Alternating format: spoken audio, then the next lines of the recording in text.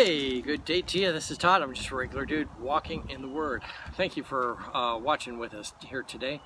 We are jumping into Judges, and we're talking about the judge of Samson right now.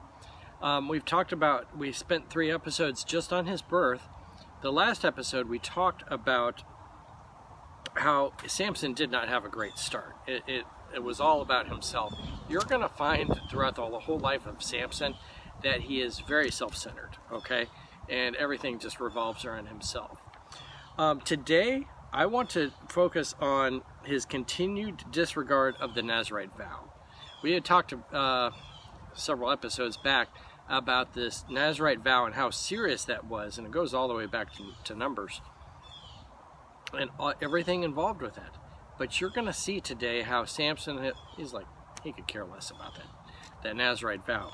So I'm going to be reading today from Judges chapter 14 verses 5 through 9. All right?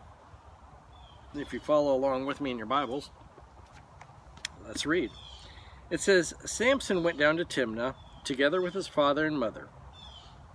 As they approached the vineyards of Timnah, suddenly a young lion came roaring towards them. Okay?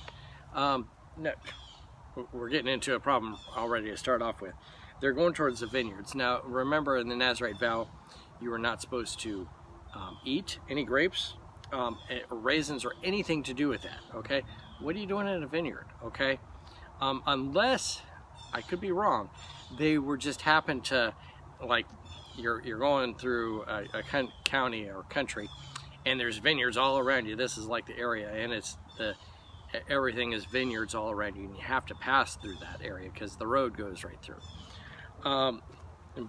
So I could be wrong on that, but vineyards is not a place he needs to be hanging out, okay, for the first thing there.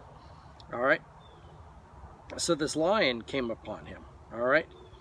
The Spirit of the Lord came powerfully upon him so that he tore the lion apart with his bare hands, as he might have torn a young goat. But he told neither his father nor his mother what he had done. Then he went down and talked to the woman, and he liked her. All right, so he went there, he tore the lion apart, and I don't know, he must not have been walking right beside his parents, but he tore the lion up. He didn't tell his father and mother. That's not an issue right now. It's going to become an issue later when he keeps stuff from them.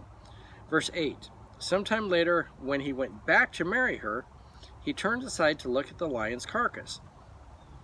And in it he saw a swarm of bees and some honey. He scooped out the honey with his hands and ate as he went along. When he rejoined his parents, he gave them some, and they ate it too. But he did not tell them that he had taken the honey from the lion's carcass. All right, tell me what's wrong here with what he's doing with the lion, the carcass of the lion. Well, anyone know? No one? The problem is, when you had that Nazirite vow, you weren't supposed to touch anything dead. And if you did touch something dead, you had to do a whole ceremonial cleansing, okay? And that meant cutting your hair and all of this stuff, okay? So obviously he didn't do that. And he was not, like, concerned. I mean, there's a difference if you have to bury your father or something like that, and then you have to touch, but to be walking along and stick your hand inside the lion, you probably don't need to be doing that, okay? But again, he has disregard for his Nazirite vow, continued disregard for it. And so he puts his hand inside the lion carcass to get the honey, and then he gives that honey to his parents too. So I don't think they took the Nazirite vow, but he is somewhat defiling them by, oh yeah, take this stuff out of the carcass here, okay?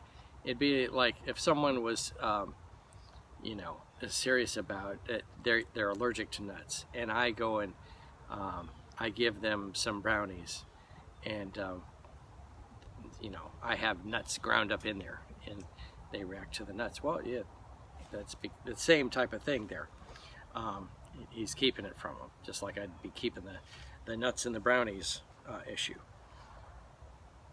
What I want you to see here is this, though, that he had disregard for his Nazirite vow, and it was this lifestyle now it has come upon him where he's selfish, self-centered, and then he has disregard for the laws of God, okay? And it will continue on throughout his life.